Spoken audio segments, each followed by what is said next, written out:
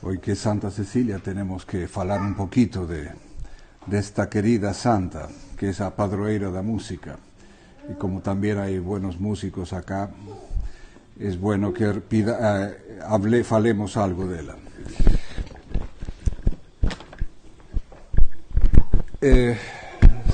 Santa Cecilia es un caso muy interesante, porque, y háganme acordar que alguna vez les muestre, yo pensé que se los había mostrado esto, es de los primeros cuerpos incorruptos que se encuentran. Santa Cecilia Metela era de una familia noble romana y que en tiempo de Diocleciano se le corta la cabeza.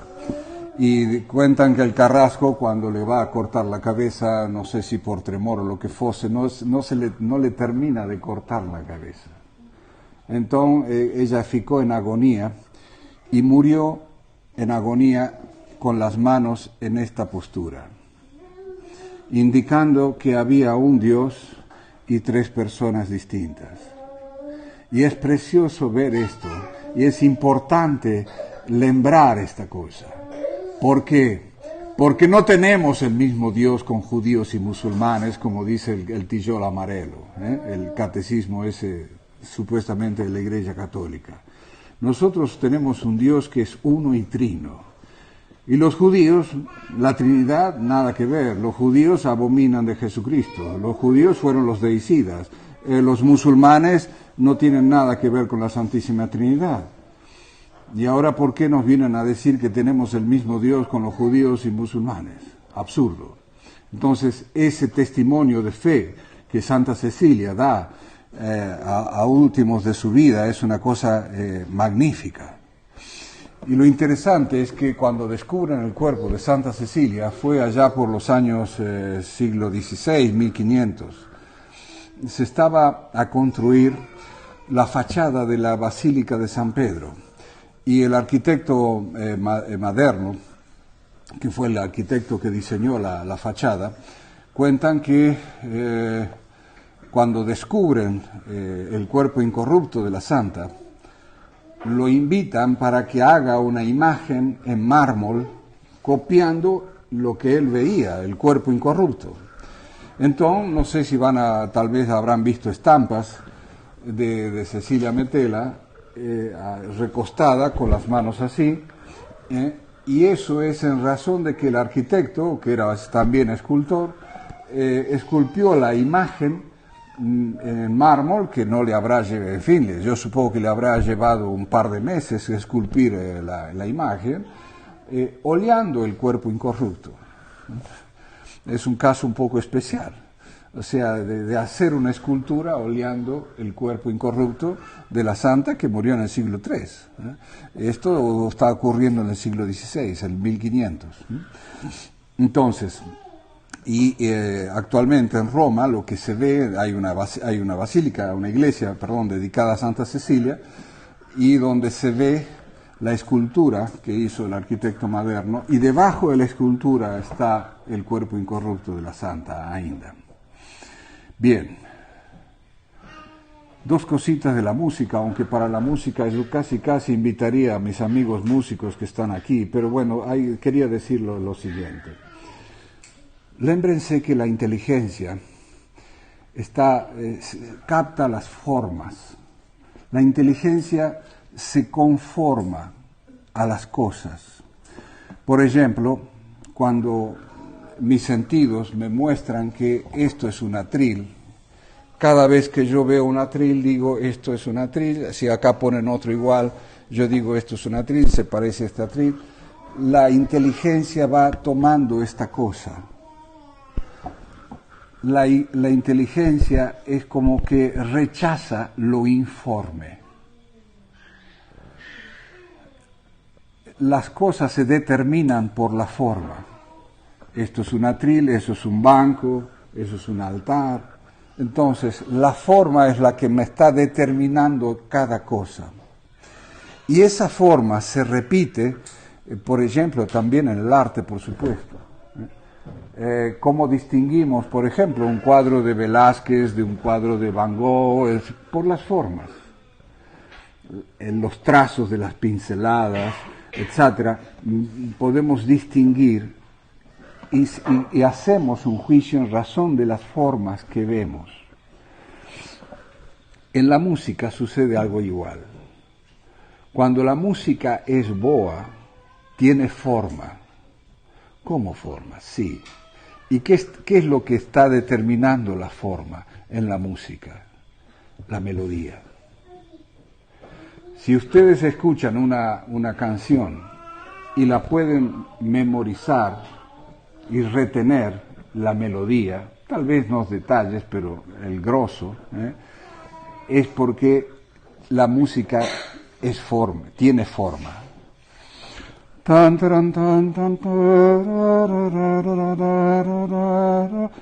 Captan enseguida, Vivaldi, pronto. La toccata y fuga de re menor de Bach. O sea, si uno puede lembrar la melodía, es que la música tiene forma y la música tiene arte. Pero si yo ahora les doy, como escuchamos a veces, pasamos al lado de un carro o el carro nos pasa a nosotros con los parlantes a tope, claro, lo único que tú puedes repetir es el estrival. Y yo creo que las tribus tendrían mejor música ainda. O sea, cuando algo no tiene melodía, no presta. Dentro de unos siglos pienso que tal vez se va a seguir escuchando a Bach o a Vivaldi, a Palestrina, pero el chungui chingui, ninguém se va a lembrar. Entonces, vean siempre, especialmente, que los padres pongan a sus hijos a escuchar música con forma, no deforme. Porque si le damos a una crianza música deforme, lo deformamos. Lo deformamos. A mí me espantaba ver, no voy a decir el país para no ofender, en algún país donde estuve, me asustó ver que los niños no sabían que había otra cosa que el rock. Cuando yo les mostré otra música, no sabían que existía esa música. Y ficaron encantados. ¿Por qué? Porque descubrieron que había melodía. Y yo les decía, a ver, tarareen la melodía. Tarareen la quinta de Beethoven. Que tararean la novena de Beethoven. Y claro, eso, ella les dio como se les abrió un mundo de ver que había esto, que existía esto, esa forma en la música. Y lo mismo en la pintura, el arte, en la escultura. Me hace gracia cada vez que voy a Ipatinga, cuando estoy llegando a la ciudad de Ipatinga, hay una cosa, sí, hay que llamarlo una cosa, no sé si parecen unos vermes, uno arriba de otro verme, en fin, que es como una escultura que alguien puso, y cada vez que paso digo, el monumento a los vermes, porque, en fin, por decir algo, porque no se sabe si es un verme o qué cosa es. Claro, pobre inteligencia la que hizo eso. Porque además, cuando uno, por ejemplo, ve la escultura de Santa Cecilia, que está preciosa, feita, preciosa, uno dice, bendito el hombre que hizo esta escultura. Cuando uno ve a la Piedad de Miguel Ángel, uno dice, bendito Miguel Ángel que hizo semejante maravilla. Pero cuando uno ve un montón de vermes, uno de arriba de otro, dice, maldito el desgraciado que hizo esta cosa, que hubiesen puesto una planta y ficaba mucho mejor. Entonces, hagamos que las crianzas en particular gusten de la cosa que tenga forma. No den cosas informes. Bien. Hasta aquí Santa Cecilia. Yo quería también hablarles, pero de San Ramón Nonato, porque hay algunas santas mujeres que están esperando un niño. Yo no sé si les falé de San Ramón Nonato, pero mañana en todo caso falamos de él. Quería decir dos palabras de algo que para nosotros es sumamente importante, que es el apostolado de la oración. Hoy vamos a dar la fita del apostolado de la oración a 8 cristeros, 8 o 9, 9 cristeros. ¿Y qué es esto? El apostolado de la oración nace como una devoción, particularmente a los Sagrados Corazones de Jesús y de María, pero para nosotros los sacerdotes es algo fundamental tener una, ¿cómo se dice? Una retaguardia en el combate que llevamos adiante, una retaguardia de almas que rezan. Porque la oración, lémbrense, es lo fundamental para todo el orden espiritual. Nosotros no podemos sostenernos en la gracia, no podemos sostenernos fieles en la fe, no podemos sostenernos perseverantes si no rezamos. Y a veces, hablo por mí mismo, estamos con tantos jaleos, tantos viajes, tantas cosas, no podemos rezar todo lo que quisiéramos rezar. Entonces, el apostolado de la oración para nosotros es fundamental, no solo para todas las misiones, sino para la perseverancia de todos y por el bien de la Iglesia. Hoy en día, por ejemplo, antes en la Iglesia estaban las monjas carmelitas, las concepcionistas, etcétera, que eran santas monjitas que rezaban puro y duro, pero hoy en día, pobrecitas, las concepcionistas se están muriendo. Creo que yo les conté acá, cuando yo vengo para aquí o voy para Cachoeira Paulista, hay un convento de concepcionistas perto de Aparecida, y una de ellas, con 78 años, me decía casi llorando, por favor rece, porque no hay vocaciones, se están muriendo todas las freiras. Ese convento creo que no tenía más de 6 freiras y la más joven tenía 75. O sea, ya se fecharon 3, 4 conventos, etc. Con las carmelitas debe ser igual, no estuve averiguando, pero no hay mayor diferencia. Ya se considera vana la vida contemplativa, la vida de oración. Entonces, al no haber prácticamente carmelitas, las carmelitas ahora salen, hacen vida activa más que contemplativa. Entonces se ha desdibujado mucho la vida de oración. Entonces nosotros necesitamos de voces que recen para que se mantengan firmes en todas las misiones, para que suscite vocaciones. Todos los meses una de las intenciones que damos a los miembros del apostolado de la oración es la conversión de los sacerdotes.